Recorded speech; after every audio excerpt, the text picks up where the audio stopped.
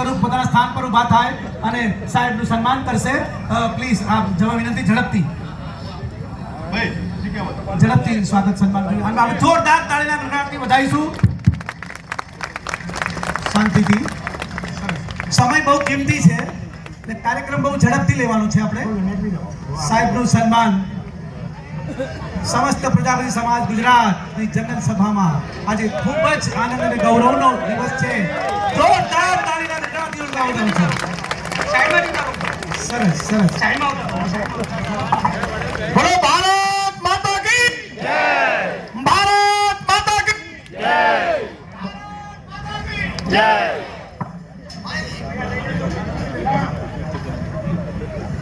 બધા જોરદાર આપણે જયકારો કરીએ. ભારત માતા કી જય, ભારત માતા કી વંદે વંદે. ભાઈ હવે પોતપોતાના જગ્યા ઉપર આપણે બિરાજમાન થઈ જાશું. મંચ ઉપર ઉપસ્થિત મહાનુભાવોને પણ પ્રાર્થના કરશું પોતપોતાની જગ્યા ઉપર બિરાજમાન થાય અને આપણે આપણા કાર્યક્રમને અંતરના ભાવથી આગળ વધારીએ. જય હો. કાર્યક્રમની આગલી કડીમાં પ્લીઝ મંચસ્થ મહાનુભાવો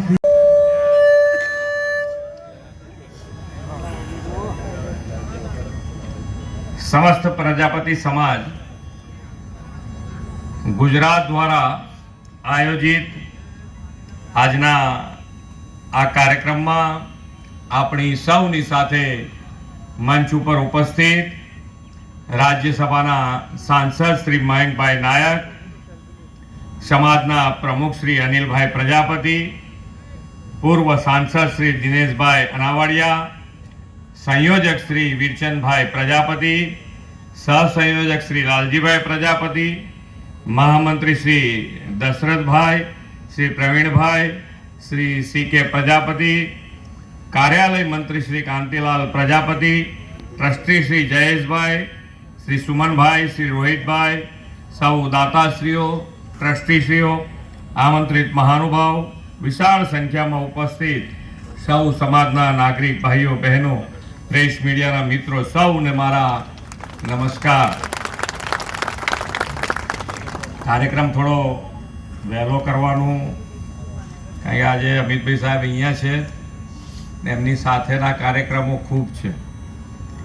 મેં તો કીધું કે તમારે કલાક જોઈતો તો કલાક મારી આવવાની તૈયારી છે, પણ હવે રવિવારનો સમય એટલે કે તમે તો 9 વાગે આવી જાઓ, પણ અમારે બધા ભેગા તો થવું 10 વાગે શું પોઝિશન છે તમે જુઓ તમે.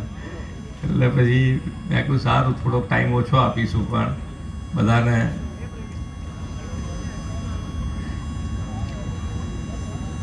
આપણે તો સમાજ અને સમાજ કેવી રીતે આગળ વધે એના માટે હર હંમેશ દરેક જણ જો એની અંદર સમાજ માટેની લાગણી હોય તો જેનાથી જે સહયોગ થાય એ સહયોગ આપી અને સમાજ કેવી રીતે આગળ વધે એના માટેનો હર હંમેશ પ્રયત્ન કરવો જોઈએ. વિશ્વ નેતા અને આપણા યશસ્વી વડાપ્રધાન શ્રી નરેન્દ્રભાઈ હંમેશા એમનું એક કાર્ય મંત્ર રહ્યો છે, સૌનો સાથ, સૌનો વિકાસ, સૌનો વિશ્વાસ અને સૌના પ્રયાસ. આ કાર્ય મંત્ર થકી આપણે આગળ વધવાનું છે. વડાપ્રધાનશ્રીએ જનભાગીદારીથી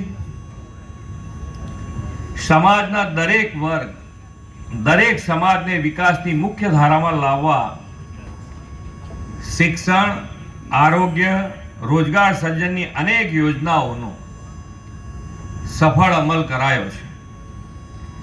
વડાપ્રધાન શ્રી નરેન્દ્રભાઈ મોદી હંમેશા કહે છે કે શિક્ષણ સહિત વિકાસના કોઈ પણ ક્ષેત્રમાં જ્યારે સરકાર સાથે સમાજ પણ જ્યારે કાર્યમાં, આવા કાર્યમાં જોડાય, વિકાસના કાર્યમાં જોડાય છે તો એ રાજ્યની અને દેશની વિકાસની ગતિ બમણી થતી હોય છે. પ્રજાપતિ સમાજે શેરથામાં સામાજિક અને શૈક્ષણિક ઉત્કર્ષના સંકુલ નિર્માણનો સંકલ્પ કરીને માન્ય વડાપ્રધાનશ્રીની આ વાત સાકાર કરી છે. આદરણીય શ્રી નરેન્દ્રભાઈએ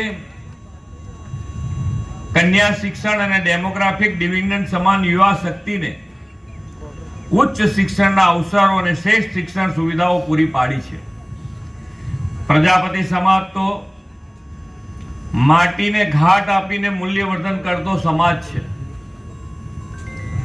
જો માટીને ઘાટ આપીને જો એની કિંમત વધારી શકતો જો સમાજ હોય તો એ આપણા સમાજના જવાનોને જો ઘાટ આપશે તો એ સમાજ કેટલો ઉદ્ધાર કરશે. તાકાત રહેલી છે સમાજમાં, નવસર્જનની તાકે ગૌરવ હોય અને એ ગૌરવ વધારતો કાર્યક્રમ હોય તો આપણે સૌ સાથે મળી અને આ સમાજમાં આપણું સંકુલ જે તૈયાર થઈ રહ્યું છે એ સંકુલમાં આપણે દાતાઓ અહીંયા બેઠા છે, ટ્રસ્ટીઓ છે, બધા ભેગા થઈને વધુ ને વધુ અત્યારે તો દરેક સમાજ આમ બેઠા હોય ત્યાં આગળ કરોડો રૂપિયા ભેગા કરી દેતા હોય છે. પ્રજાપતિ સમાજે કમાયો છે.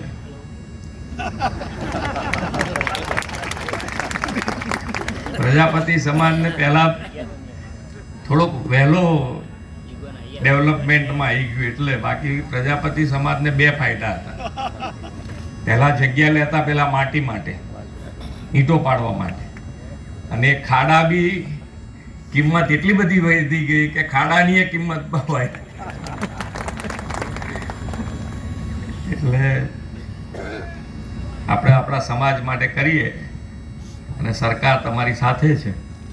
તો નરેન્દ્રભાઈનો જે સંકલ્પ છે વિકસિત ભારતનો, અને વિકસિત ભારત માટે વિકસિત ગુજરાત, અને વિકસિત ગુજરાત માટે આપણે સૌ સાથે મળી અને આગળ વધીએ એ જ અભ્યર્થના. ભારત માતા કી જય.